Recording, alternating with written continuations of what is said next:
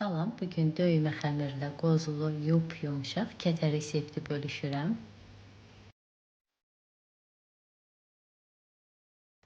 Bunun üçün 8 stəkan unun üzərinə 2 paket vanilin, 2 paket qabartma tozu əlavə edib bunları qarışdırıram. 400 qram kərə yağını rəndədən keçirdirəm.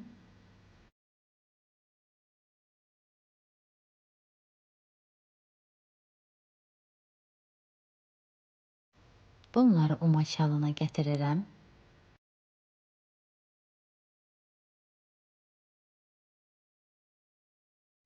Umacı artıq hazırdır. Üzərinə xama əlavə edib xəmir hazırlayıram. Yumuşaq bir xəmir hazırlayıram. Xəmiri masanın üzərinə qoyub 4 kündəyə ayırıram.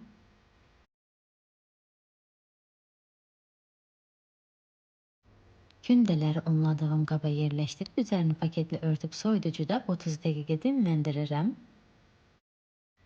İçlik üçün 500 qram qozu qovurub ət maşınından keçirmişəm. Üzərinə 2 stəkan şəkər tozu,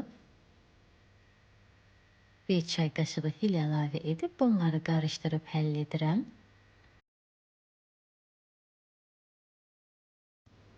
Artıq içlik hazırdır. İçliyi bir tərəfə qoyuram. Masanın üzərini unlayıb kündəni olduqca böyük yuxa açıram.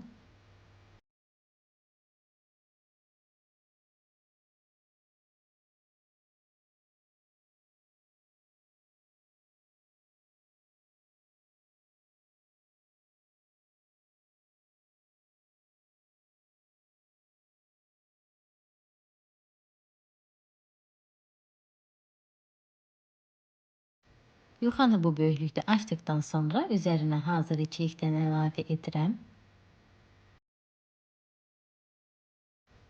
İçliyi yuxanın hər tərəfinə yayıram.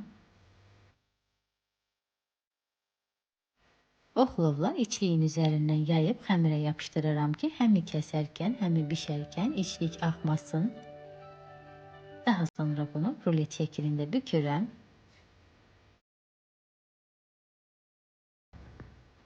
Xəmirin üzərindən basıb biraz genişlədirəm. Üzəri üçün yumurta sarısının üzərinə 1 xörək qaşığı duru yağ, 1 xörək qaşığı süd əlavə edib bunları qarışdırıb xəmirin üzərinə çəkirəm.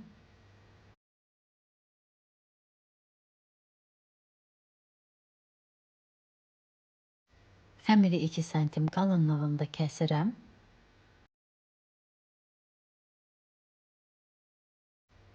Yağlı kağız sərdiyim soba listinə yerləşdirib öncədən isitdiyim 150-180 dərəcəlik sobada 30 dəqiqə bişirirəm. Bişdi, artıq hazırdır. Ətirli, çox gözəl görünüşlü, dadlı kətələr alındı. Bəyəndinizsə hazırlayıb fikirlərinizi bölüşməyi unutmayın. Yeni videolarda görüşənədək sağ olun.